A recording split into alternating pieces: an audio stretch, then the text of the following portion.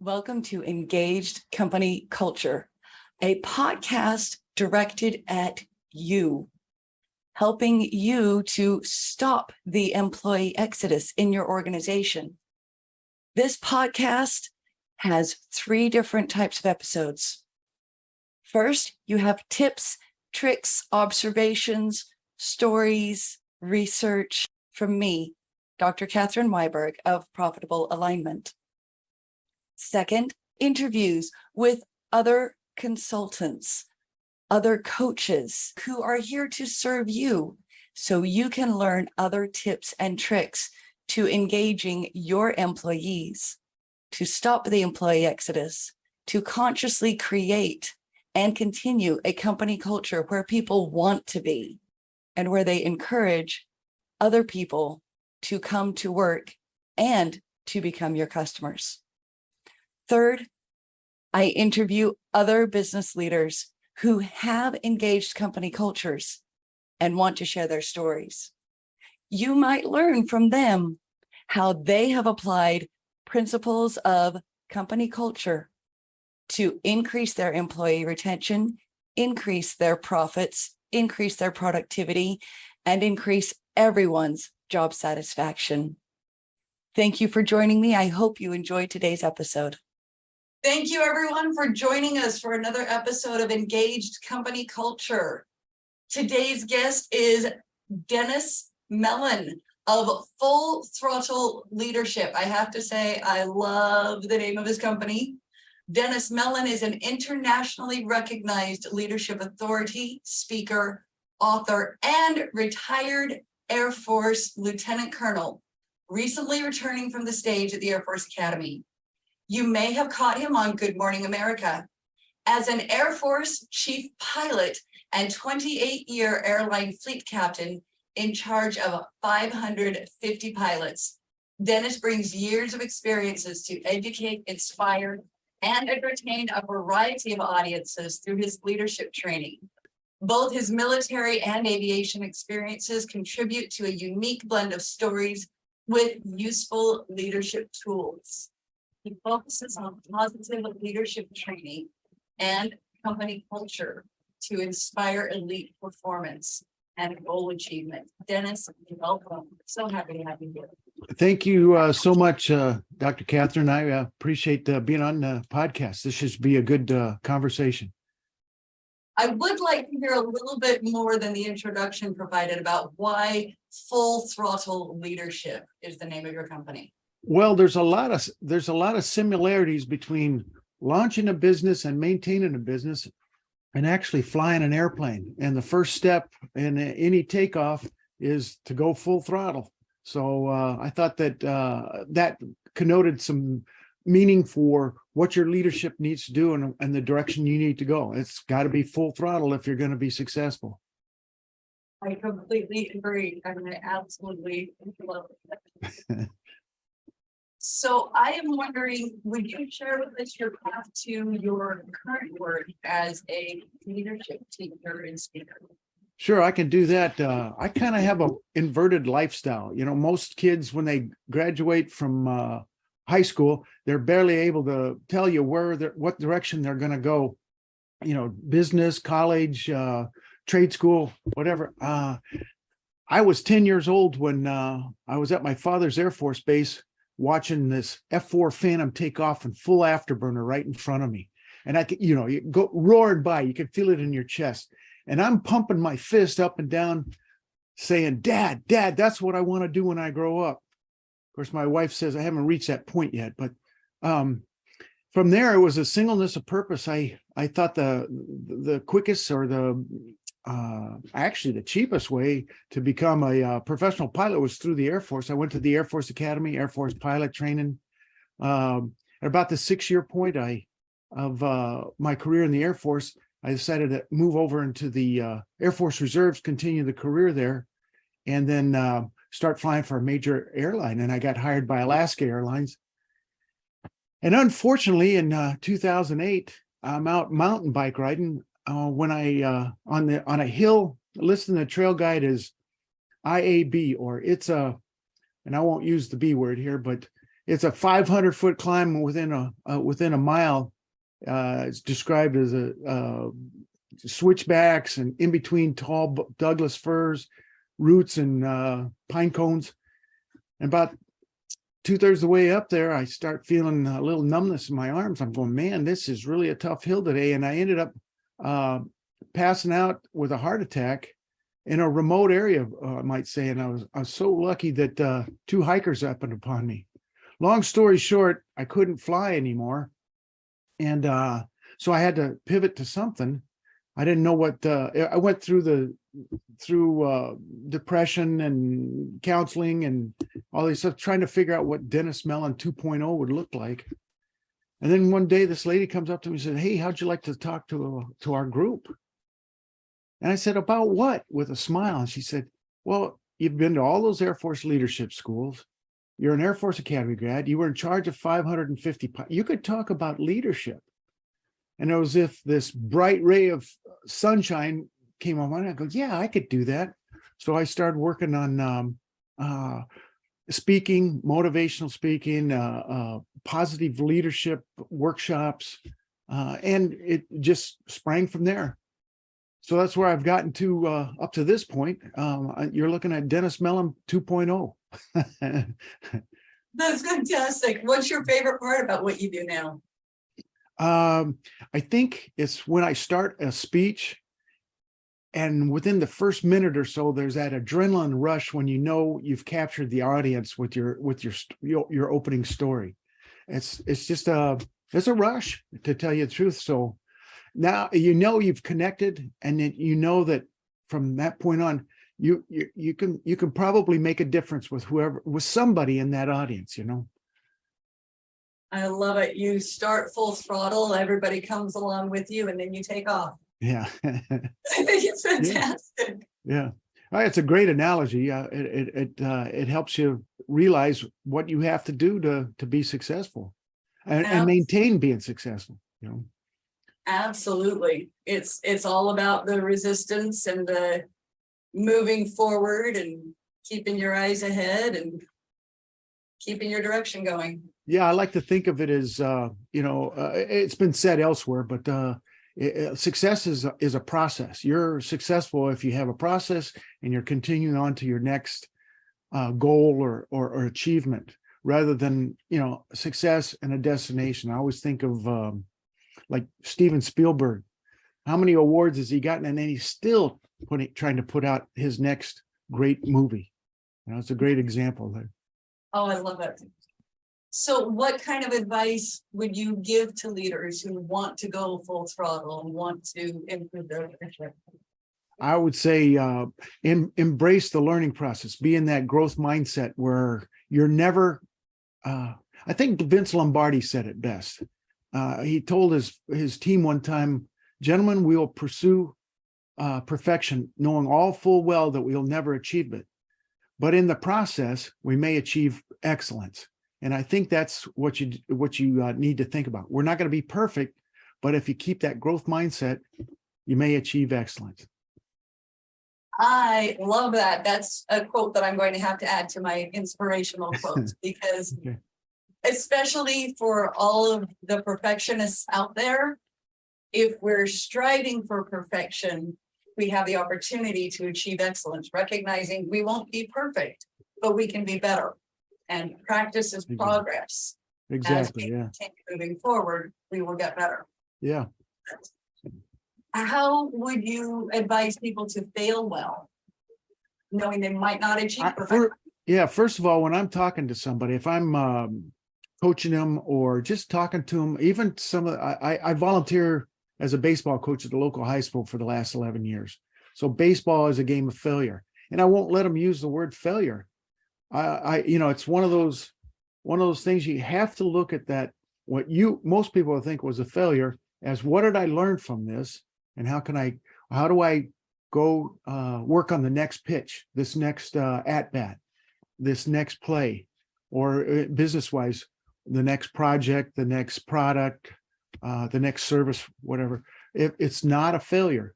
It's what did I learn from it, and where's the opportunity here? And I think of my brother-in-law is a professional musician. COVID hit and all his public gigs evaporate.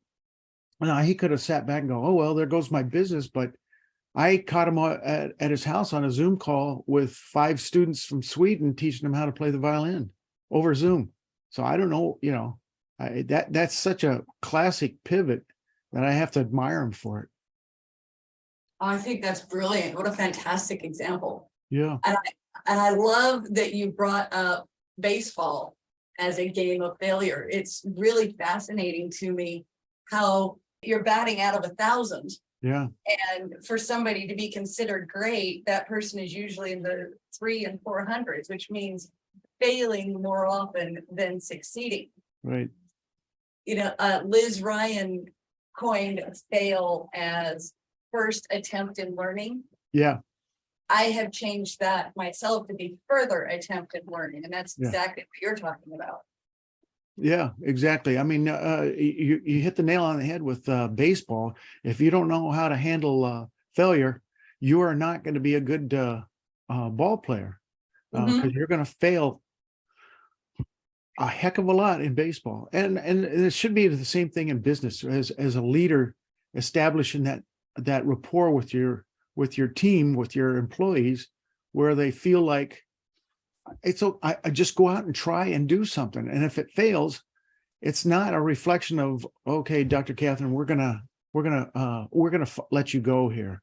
No, why would you let somebody go that just learned a valuable lesson? Now, if they don't care about the lessons, that's different. But why would you let somebody go if they learned a valuable lesson and they're not going to do that again, or they're going to do it differently? Exactly. Encouraging a growth mindset, which is exactly what I was talking about before we started the interview. Failing well, growth mindset, learning and progressing. It's the best way to move forward. Yeah, exactly. Give me an example of something that shaped who you are today. Well, I'm going to have to refer back to I have a guy that I worked for that ended up going pretty high up to the senior suite at Alaska Airlines, and I learned so much from him. I had all this background in the Air Force and everything, but I learned so much with him on how to deal with large groups of people. You're not going to see him on a regular basis. You might not even see him weekly, but how do you stay connected with them?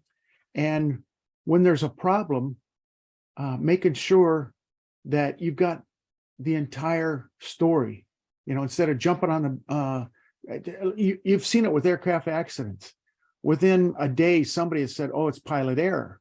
Well, it probably isn't. It's probably a culmination of a bunch of events that led up to it.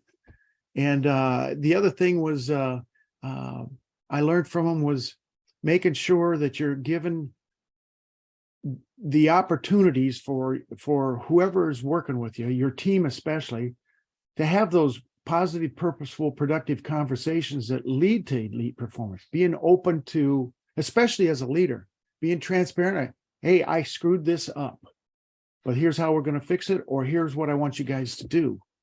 It's incumbent on you as a leader to open it up.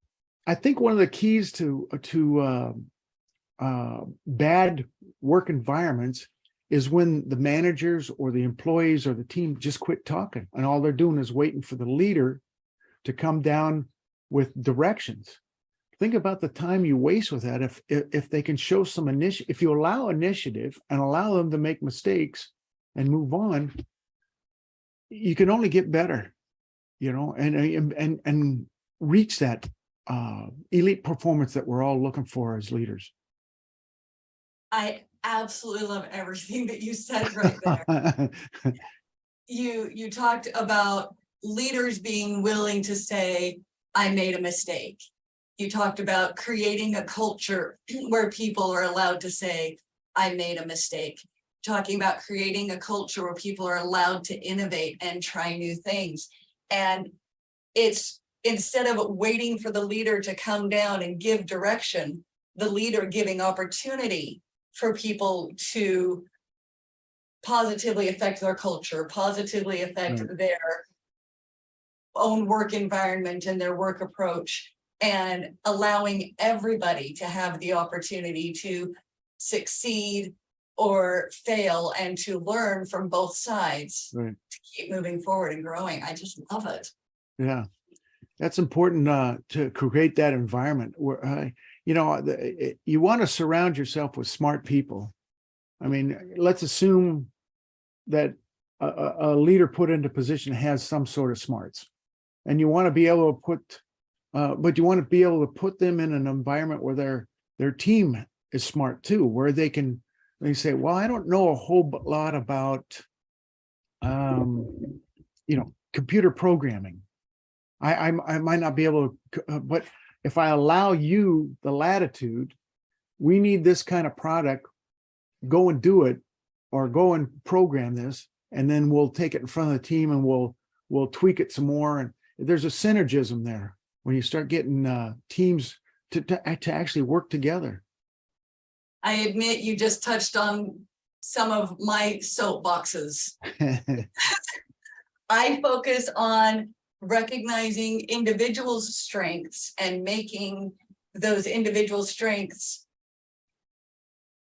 engaged enough that they become organizational strengths. So it's good for people to say, I do this exceptionally well, so I can help somebody over here. Right. I don't do this exceptionally well, but Dennis does. Yeah. So I bring Dennis over and the two of us together, and then we can bring in George, and we can bring in Andrea, and we can bring in Tanisha, and all of these people, because I don't have to do everything well, but I have to be smart enough to know who does. Right. And I have to be willing enough to let other people bolster where I cannot, and where I can bolster them where they cannot. Yeah, I like the way you've expressed that. It's you can have all the talent in the world, but if you can't get the people to work together, who was it? Google did a study where they put all their talented people on in one group, and then people that work together in another group, and they found that the group that worked together closest, not the talented group, but the group that they were far superior in their performance. I forget what it's project. I can't remember the name of it. But it was a pretty neat study, a pretty neat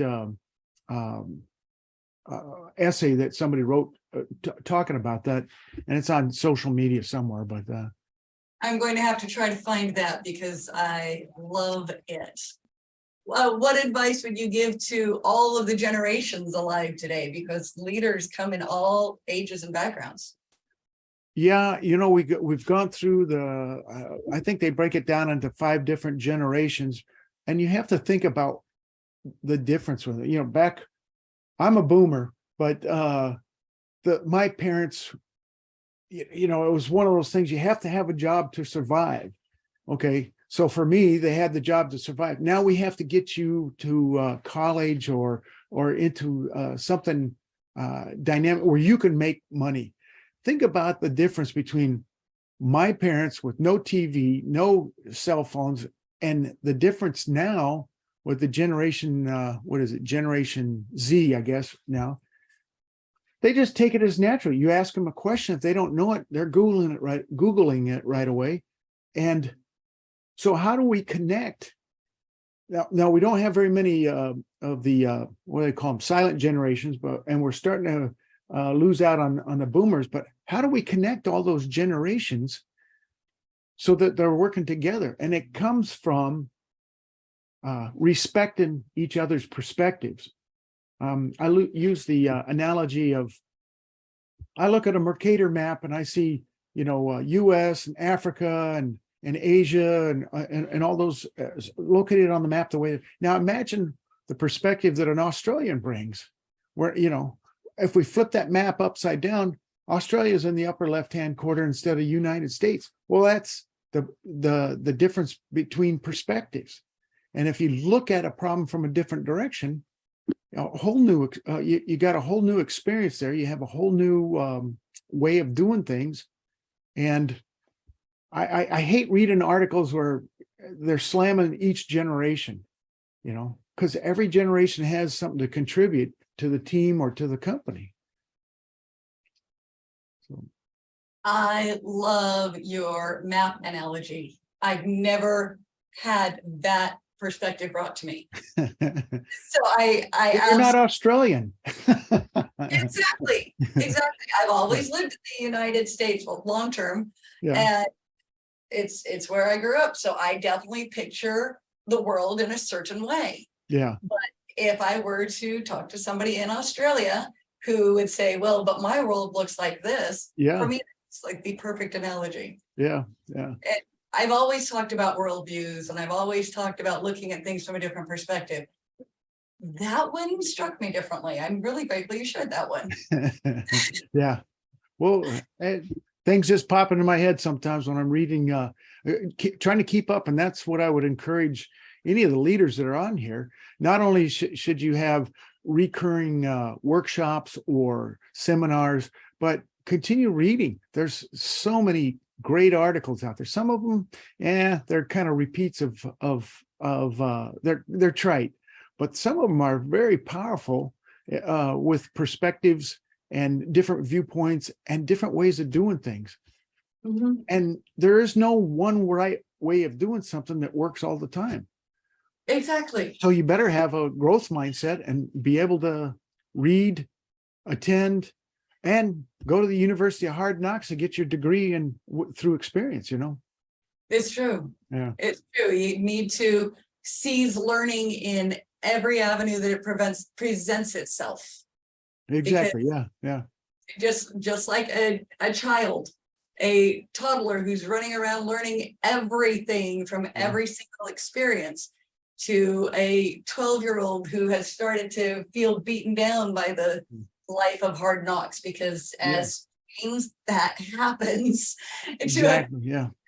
A young adult in every new life stage, but bringing that to your work and remembering you can have a growth mindset however old you are. Yeah, exactly. Yeah. That's if you look at some of the most successful leaders, typically they're in their middle-aged people, but some of the most successful ones are the older ones that have continued on with their growth mindset. So they never stopped learning. Exactly. Yeah. Exactly. It's one of my favorite things, honestly. And I admit I love it when people bring me new perspectives, because no matter how much I tout, you need to look at things from people's perspectives. You need to reframe, look at the same picture in a different way. I get stuck. Yeah. So if somebody brings me a new perspective and says, oh, by the way, tapping on your brain here. Yeah. This is an opportunity to reframe, to look at it differently, to turn your map upside down from what you're used to, Right. put Australia on the top. It's fantastic. It's further attempt in learning. It's moving forward. It's growth. There's a lot of case studies on that address those exact issues that are really interesting. Yes. Oh, you have me all excited for what I'm going to I'm already learning, which is fantastic. I've mentioned on the podcast before that for me, an ideal day is a day in which I have helped somebody, a day in which I have learned something, and a day in which I have taught somebody something. Yeah, exactly. Here we are, reaching out for my ideal day yet again. Yeah, no, I mean, I like the way you've put that, because every interchange, that's what's so important about the relationships in business, on teams, athletic teams. The relationships is what makes the team. That's what drives the elite performance. And yet those are some of the things that don't appear in a financial statement. They might indirectly, like in absenteeism and turnover rates, but can you attribute it directly to something? No. And a lot of times when I'm talking to companies, they're looking for, what's my ROI for this workshop? Right. Well, you're not going to see it right now.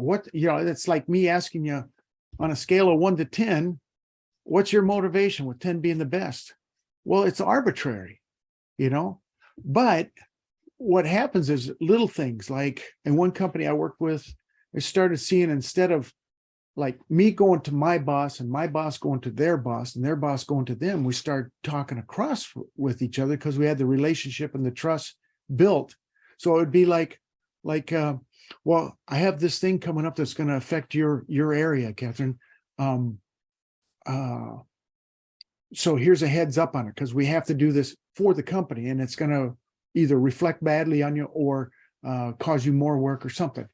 But at least it's a heads up. You trust me. I let you know, and you have the concept of, well, this is for the better good. It's going to cause some problems with me, but it's for the better good of the company. You know? And having that openness, having that allowance and being able to talk to each other, that helps so much. It engages people. Yeah, exactly. People want to be there. Yeah, there's nothing that replaces. There's nothing that replaces employees or team members that have a purpose, that are driven by that purpose. They know their why and where their goals fit in with the company's goals. And that's the single biggest influencer to leadership or to a culture is the leadership. You know, and if we have a culture of, hey, we're always moving forward, we're always doing our best for the company, and they're pulling me along so I can be successful or I can expand or move up in the company, then I'm driven. I have a purpose. I know my why. I love that. I was just talking to a gentleman the other day about purpose-driven leadership and purpose-driven lives. So the fact that you brought that into play, and that also my company is Profitable Alignment. It is the alignment of the individuals, the alignment of the organization, getting it all aligned. And that is going to create your profit. That is going to create your ROI. It's not going to be immediate, but it is going to be long lasting. You will be able to see it. Yeah, they have to quit looking at, companies have to quit looking at professional development as a cost. It's an investment. And it's very often a long-term investment, because you're not going to, hey, we spent $100. When am I going to get that $100 back? Or $1 million? When am I going to get that one? The professional development is what is going to start stacking up those relationships, your future leaders. It's the very basis of culture. Yes. You can walk into a place and within a few minutes you can tell what the culture is like. Uh-huh. You know, Yes. the way you're greeted, the way they interact with each other. It's just it's as a third party, you can see it right away. If you're in the middle of it, not necessarily, because you're too close to the problem. And people don't like change. So trying to keep some semblance of normality is hard to overcome. There's an inertia there. So, yeah. No, it's fantastic. As you're talking, I'm having all of these things going off in my head, all the people that I talk to and all of the things that I bring in. And one of the reasons that I love podcast interviews is because it's so much fun for me to see the synergy between me and other speakers, me and other consultants, because we all want to help people who then create organizations have better experiences. We want them to recognize their value, to recognize that they can excel and they can bring others along with them. Yeah. Yeah. And I just love it. Yeah, that's the whole purpose of leadership, is get people to feel like I get to come to work instead of I have to come to work. Exactly. Yeah. Exactly. You lead people to the water and they get all excited to drink. Yeah. It's of all the things we've talked about, or even if there's something we haven't talked about, what do you want people most to remember from listening to Dennis Mellen today? Well, I'm going to refer back to my workshop, and the workshop is Power of Positive Leadership. And if you're going to inspire your team to that elite performance, if you're going to inspire your team to do more than just their job description, you need to have positive leadership in there. And it comes from developing your culture and developing those relationships within your team. And it means reaching out to the quietest team member as well as the most boisterous one, you know? Mhm. It's true. Thank you. One thing that you said additionally is having a duplication of workshops. Yeah. I- It's I not love one that. and done. No, it's definitely not a one and done. You can go and have a workshop in it, and within, within a week, typically, if you're not following up, you're going back to your old habits. It takes I forget what the statistic is, but it takes a while to break a habit, 21 Mhm. days or something like that. Mhm. If you don't have a follow-up, if you don't revisit it with your team or with your coach, you're going to fall back in your old habit patterns because it's not a habit yet. Exactly. You know? Exactly. And because of that, I and a few other consultants and quite likely you will follow up and say, remember this from the workshop. How can you implement it? To remind people. And then as they bring more people on, or as people's mindsets have grown and they're maintaining the growth mindset, okay, now bring that workshop back. Right. Let's revisit, what can we learn next? Well, there is one facet of the workshop where we fill out a manifesto, with your goals, we have a one word, people have New Year's resolutions, and what is it? Statistically, it's like 75 or 80% are done by January 31st with their New Year's resolution. But if you have like a one word that drives you, like my one word for this year has been indomitable. Just keep plugging away, perseverance, and just put it on a sticker, but in front of you so you regularly see it. But if you have this manifesto and you refer back to it, oh yeah, I said that I wanted to do these things, and I've kind of let that slip by, or there's a whole bunch of things in there for you to remember. It's a one sheet, but you can put it aside. And if you don't have follow-ups to the workshop, at least you have this manifesto to refer to that you're following up on yourself.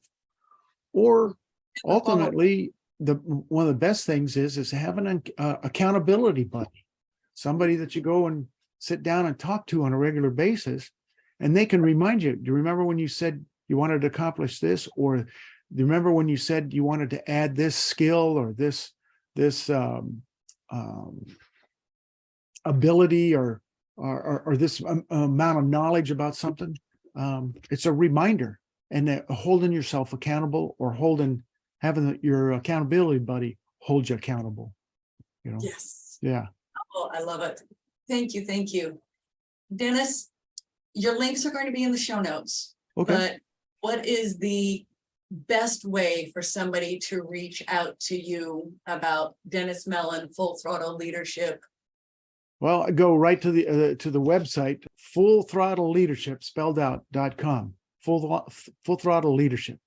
And you can see some of the things that I do, and contact me. And I would love to have a complimentary call with anybody. They can sign up there, and we can talk about how to inspire elite performance, ignite elite performance starting today. There's a free download in there if you leave your contacts. So Perfect. yeah.